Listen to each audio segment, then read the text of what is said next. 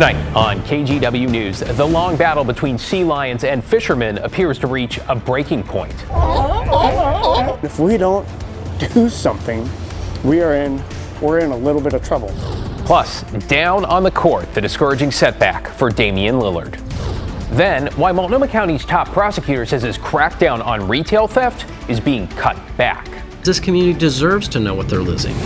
But first, new at 11, a mother mourns the loss of her teenage son. He had the biggest heart ever. As a month after his death, she prays the search for his killer won't grow cold.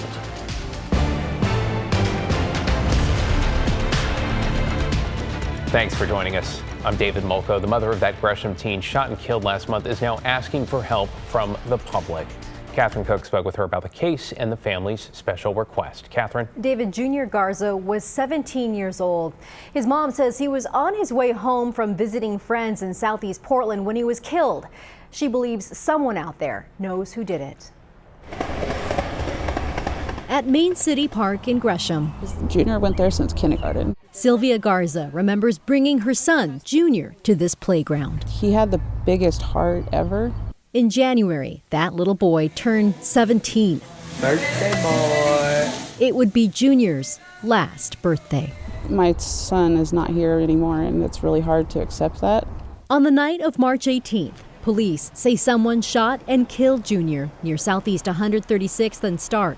Sylvia says Junior had been visiting friends and was heading to his brother's house when it happened. She can't describe her loss. Everything about him was just amazing. Like, nobody can ever compare anybody to Junior ever. Police tell us they're actively working the case, but haven't made any arrests. Just trying not to let his case go cold, trying to be patient at the same time, but it's hard. Also hard, the unexpected costs of laying Junior to rest. He is missing a headstone right now. Sylvia organized this fundraiser for anyone willing to help her family afford a headstone, a purchase she never thought she'd have to make in a place where other parents are dealing with the same kind of grief. I know there's a lot of cases right now that are just unanswered, and I know a lot of kids are losing their lives. Anyone with information on this case is asked to contact Portland Police. You'll find the case number on KGW.com, as well as a link to the GoFundMe. David. Thanks, Catherine. Appreciate your reporting there.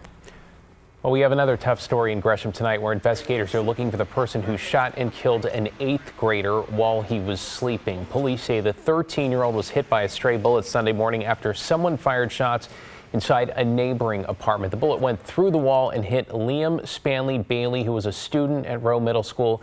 Here's what we heard from some of his neighbors. I mean, something this aggressive, definitely not anything I've ever seen. I mean, we've had police over here before, but nothing like this. And my little brother is 13 years old, and if something like this were to happen to him, I'd be absolutely heartbroken. A second person was also hit by gunfire. Authorities say they were taken to the hospital and should survive. To get you caught up on tonight's other headlines now, the Beaverton School District has notified parents about a student they say brought a BB gun on a school bus. According to a letter sent to families today, the student showed the gun to a peer. Then a youth services officer stepped in. This was last week on the bus headed to El Monica Elementary. The spokesperson acknowledging today that parents should have been notified sooner. In East Portland, law enforcement have made several arrests as part of a mission to improve safety around the Max Red Line. Transit police and sheriff's deputies say they teamed up last Tuesday to focus on the stretch between Gateway and PDX. Overall, they arrested 22 people. More than 40 were issued warnings and 5 have been prohibited for ever riding TriMet again. And in Vancouver, the hazmat team was called out when an electric scooter battery caught fire. This was in a field just off 107th Avenue in the Burton Ridge area. Now, once it was out, the hazmat team soaked the scooter in a salt brine solution to cool it and to discharge the battery. Vancouver Fire says smoke produced by battery fires like this one can be toxic. They add, if you have an electric scooter, be sure to only use approved batteries and do not leave them unattended when charging. Okay, let's take you outside on this Monday night, a day that started a little overcast, at least in the city, and ended with a good amount of sunshine. Chief Meteorologist Matt Safino here with your first look at your weather impact forecast. So Matt, what can we expect heading into Tuesday? We'll have dusted off Doppler radar, so we can expect rain because that's what we use this for, of course. It's been a little bit up around Astoria. The Long Beach Peninsula has picked up a few hundredths of an inch up in the foothills of the Cascades near Mount St. Helens. About a tenth of an inch so far, but so far nothing in the valleys yet. With the cloud cover, though, we are running warmer tonight compared to last night by about 5-6 degrees. Now, you can see the rain even on the Washington coast is already beginning to break up a bit, so this is not a very impactful system when it comes to rainfall. Yet, we'll get some little drizzle, a few showers in the morning, then that's going to wash out and fade away and leave us with more dry weather. Now, this is a look at the month of April. Every day that we've had rain, and there really haven't been that many, as you can see, and only a couple where we've had anything close to substantial rainfall.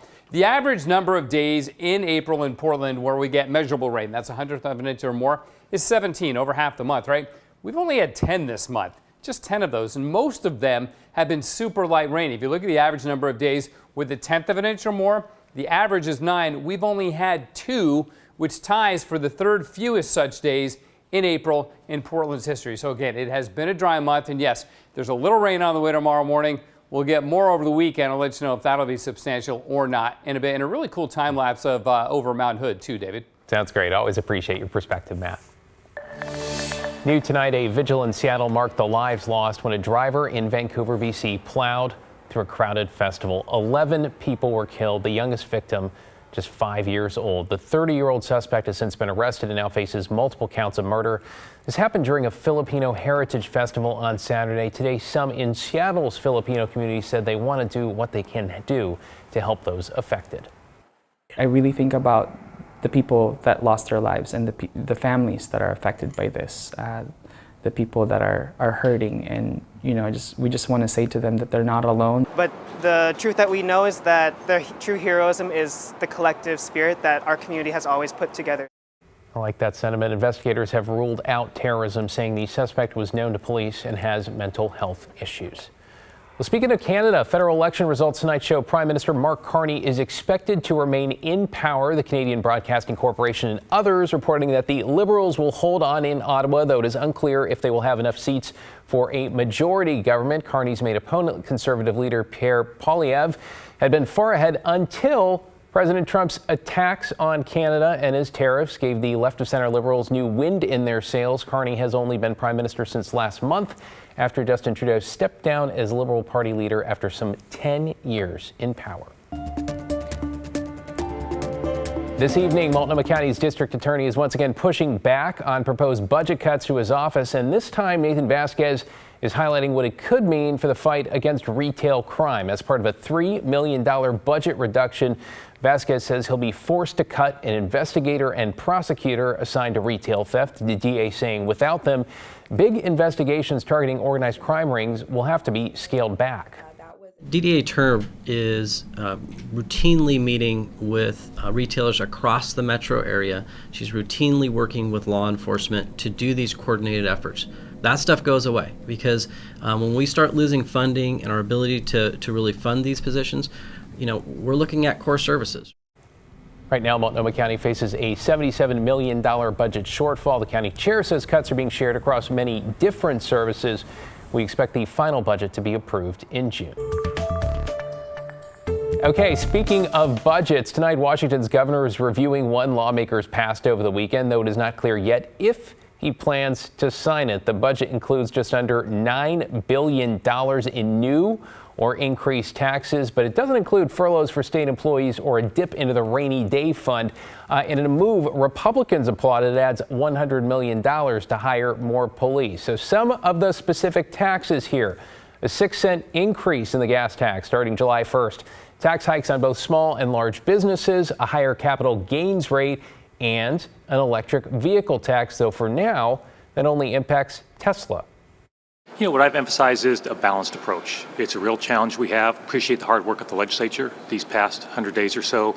But of course, I'll be taking a close look to see, what stays in the budget and what might need to come out. Okay, Governor Bob Ferguson has 20 days to sign the budget. He's previously said he plans to call a special session if he does not approve it. And new at 11, an agency that looks after land use in the gorge has survived being eliminated in the final version of the budget. The Columbia River Gorge Commission was originally going to be defunded, but Friends of the Gorge, it's an advocacy group, warned that it could have led to unregulated development with commercial properties and residential sprawl taking up what is now natural space. So they rallied support. They started a letter writing campaign to lawmakers. In the end, the commission is still seeing a 27% budget cut, but continue its work for at least another 2 years.